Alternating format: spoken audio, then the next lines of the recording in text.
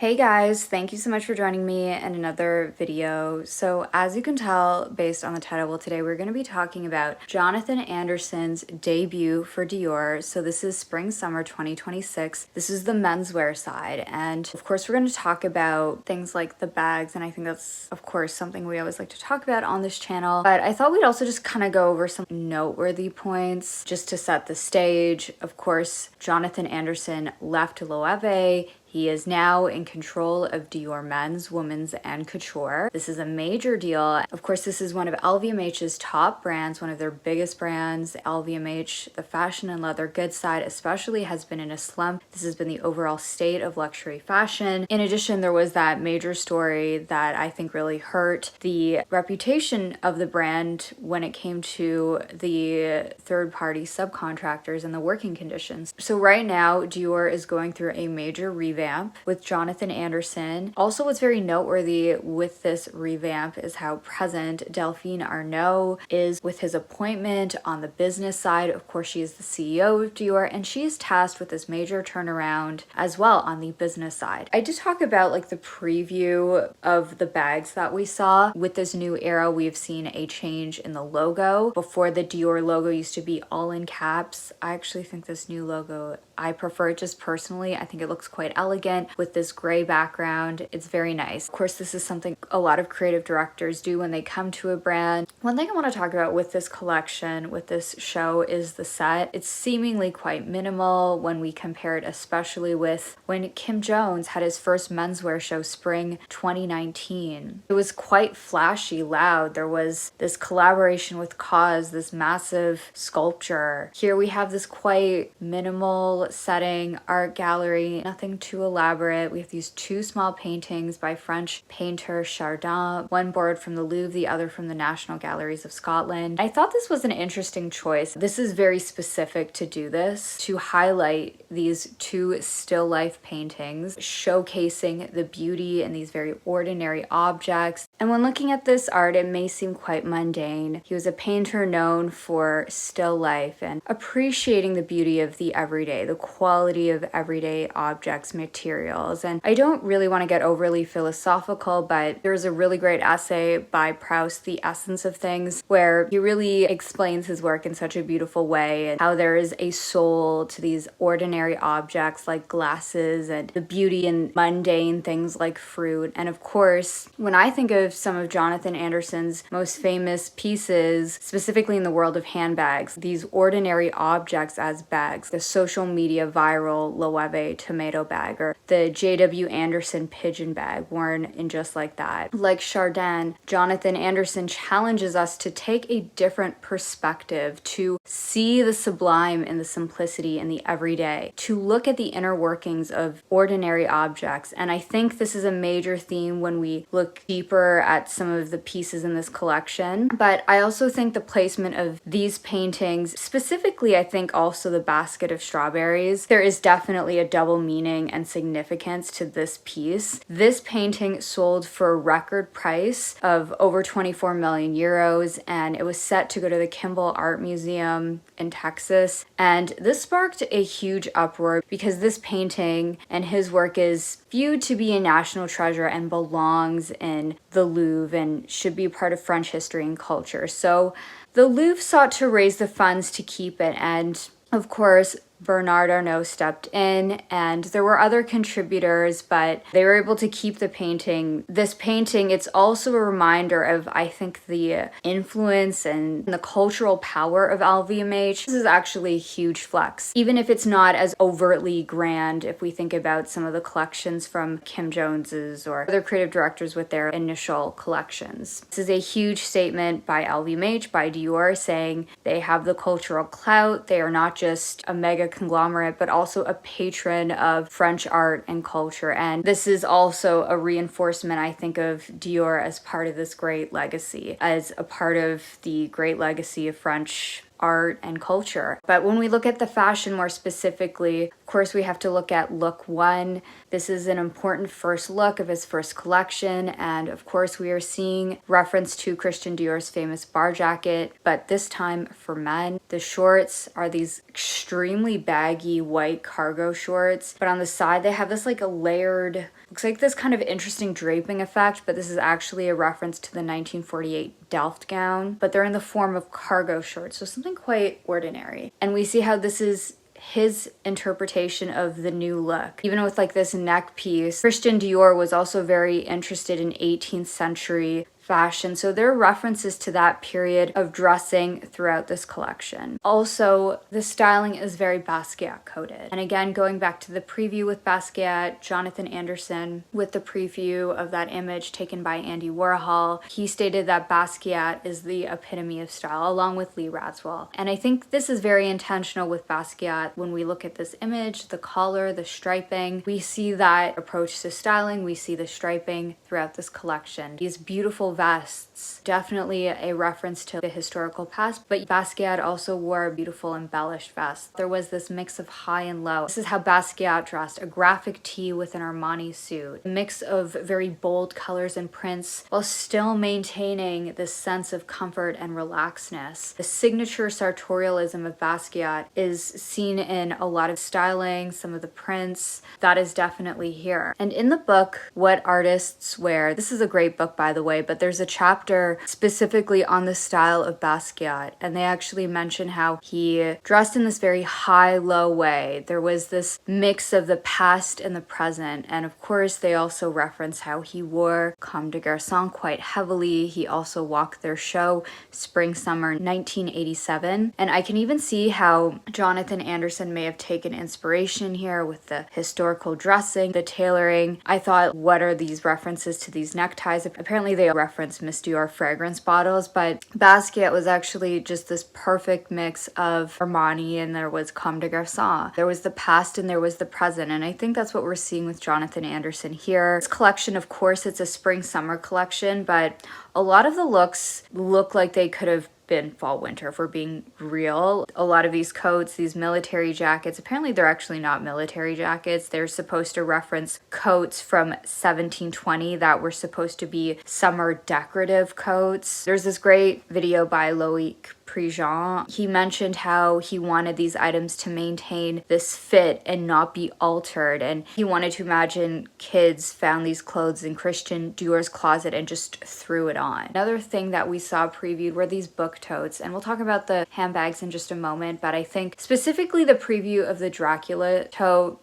again, something about a lot of these nods to historical dressing. Jonathan Anderson was also referencing Versailles, Marie Antoinette, but we are seeing these nods to historical dressing, these coats. And when just looking at these models, they just look like young vampires to me, some of them. These models are quite young. I also saw people say that a lot of these looks people could see like an Eddie Slimane, and maybe there's a little bit of that with some of these dramatic capes, these dramatic scarves really remind me of his Dior look, this kind of theme of eternal youth. I think that's more of a reference to Dracula though. I think that's Jonathan Anderson is making a connection with, but there was a theme of coats and capes. Now, one thing I have seen is some of these coats are going for 21,000 euros. The blue gilet is going for 3,500 euros. The metallic coat, apparently this coat is going for 200,000 euros. Of course, this being an LVMH brand, of course, they're going to have pieces like that. These very expensive, unobtainable pieces that we will only see on celebrities and like ultra rich people. But it creates a halo effect so that when you look at a $3,000 book tote, you think, oh, that's kind of okay, even though we know, or we can guess what the markup on a bag like that is. Also, I thought was interesting the use of capes, like that was a big theme with this collection. Also, these like knitted sweater-like capes. Honestly, I also have to say,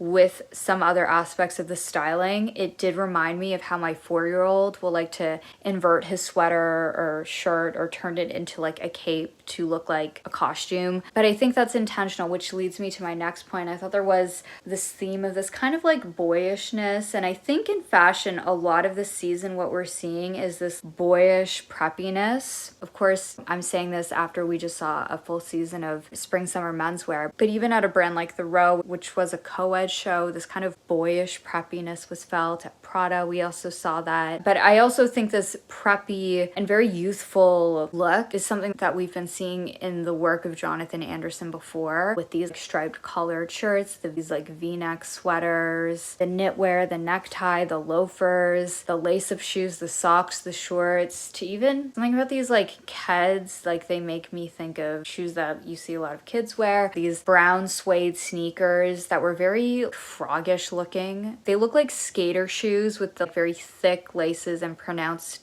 tongue, but then they also kind of reminded me of bogs with that like toe bed. Personally, that's not really a style for me. I don't think I'm the Dior customer anyways. Something about the fits that were also seemingly off. This very small vest in comparison to these pajamas, and like the color's off. I think it's supposed to be intentional. The sizing that is exaggerated, meant to look a little bit off. But it also just reminds me of just how quickly, when I think of like how children grow, like what happens is you might buy like a shirt from 2 months ago and then it already looks small, but then the shorts from this season are on the larger side. But I think this is like an intentional styling choice to feeling a little bit off, or feeling even just like intuitively childlike. Even just like when my kid's done preschool, like he always has this look of being a little bit more disheveled, like he was playing outside and having fun and being like a child. And I think when Basquiat said, "I like kids' work more than work by real artists any day," this is a sentiment expressed by many artists. I think there is an expressiveness and exploration that children have, that constant curiosity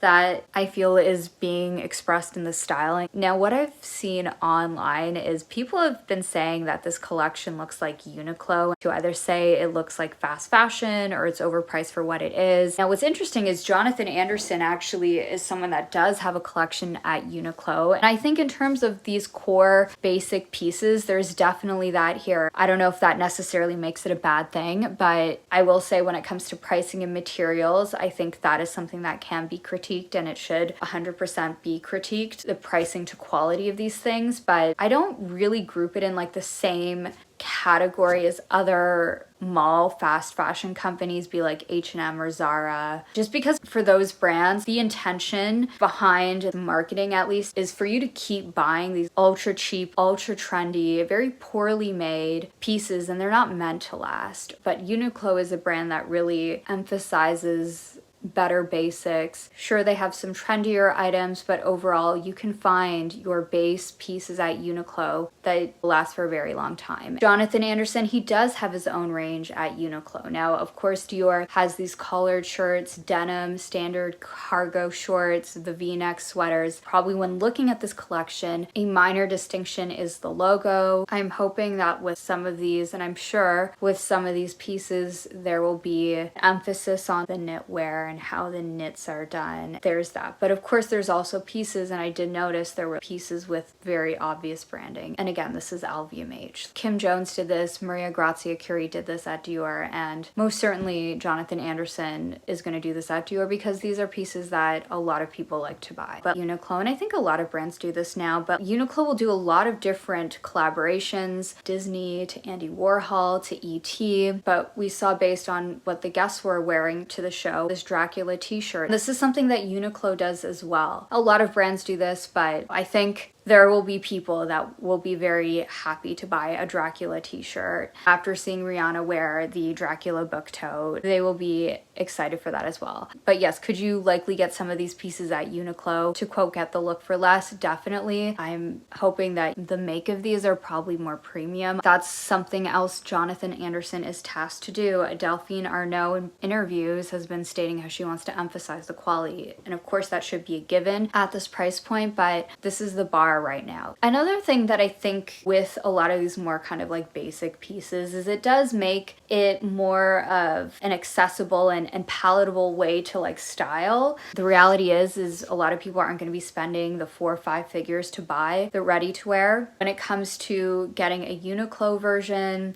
of these shirts, of these pants, of like the denim, and then you can perhaps get like a Dior bag or the shoes. That is honestly how a lot of people dress today. A lot of people will buy from places like Uniqlo, COS, the Frankie shop, Aritzia, places that have core pieces, and then they'll splurge on the accessories like the bags or the shoes or the sunglasses. But there is a styling I think he is going for, and it's kind of kids wear meets normcore. Now let's take a look at the bag. I had first this messenger bag, this silver hardware, and the use of the CD logo. Again, going back to the branding, they've gone back to that Dior, not in the full caps, but just the capitalized D and then the lowercase for the rest. For this bag, it looks quite a functional looking messenger bag. There are several looks with this bag. Here we've got in this kind of like gray herringbone, this beige color. It is interesting to see how these bags are styled with like these capes over top, and then some of them are wearing these like Keds-like shoes, and there's just this like disheveled boyishness. Like that's just what I feel like I'm seeing with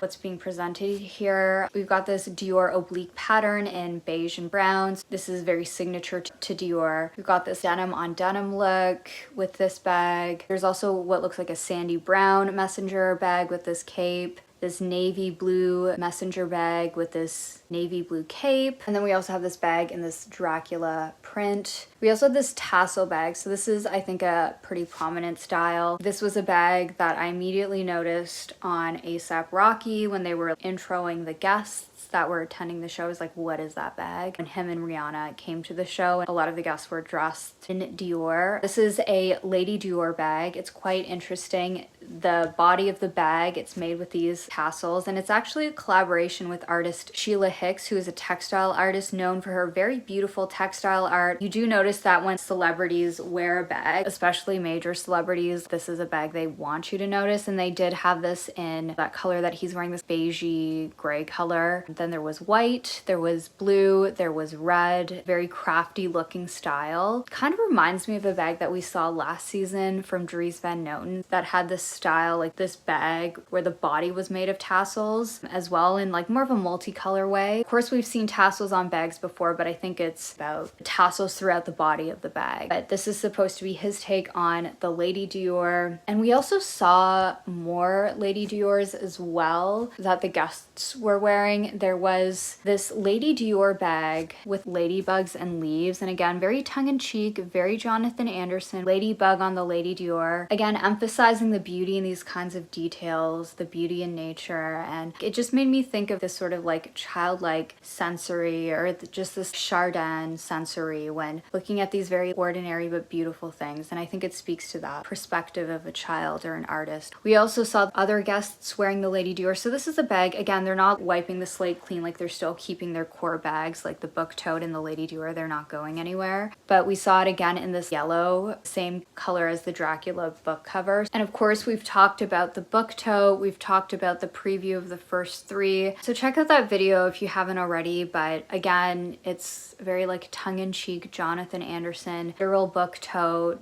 book titles on the book tote. But also noteworthy that this is a menswear collection, and it was a style that was on the women's side. It is quite a universal style. It's nothing really extravagant. The appeal is like more of if there's a specific book that you have an appreciation for. We saw new titles introduced. They are in the $3,000 price point. So there's that. Another style that we saw were these duffel bags in the suede and this macro canage, an alternative to a speedy keep all. Another duffel in the suede, but in this pale sage green color. Also, there was this top handle bag with this belted CD logo. Kind of reminds me of a lot of bags that we've been seeing with this like belted motif. Like Prada has a bag like this. Also, there were backpacks. There were a variety of different backpacks. This green backpack in this moire material. Also, this dress from the Dior archives was referenced. There's also this zippered top handle. So yeah, that's pretty much what we saw in this collection. Overall, I thought it was intentionally meant to be a revamp in a way Dior needed, not in a huge drastic way though. We saw the continuation of the Lady Dior. We saw the continuation of the book tote. We saw the historical references to the brand, but I think this is just Jonathan Anderson, but this is going to be his perspective and how he's looking at things. Instead of a book tote that has like logos and toile de jouy and tarot prints, like this is him showing us a different perspective for this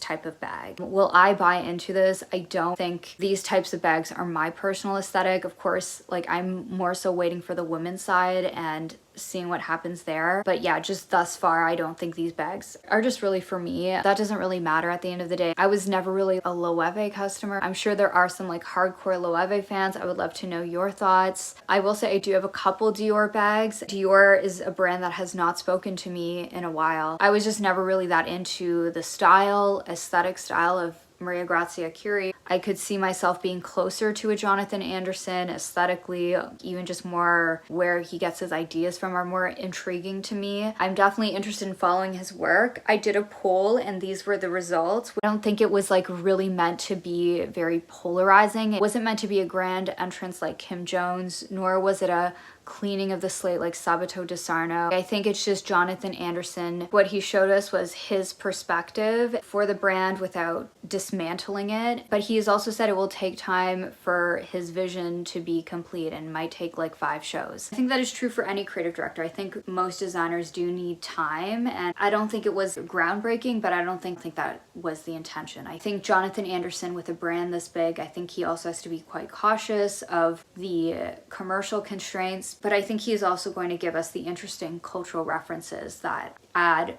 a lot more depth to his work. Yeah, that's my video for today. I would love to know your thoughts. Thank you so much for joining me in another one, and I hope to see you in the next one. Bye!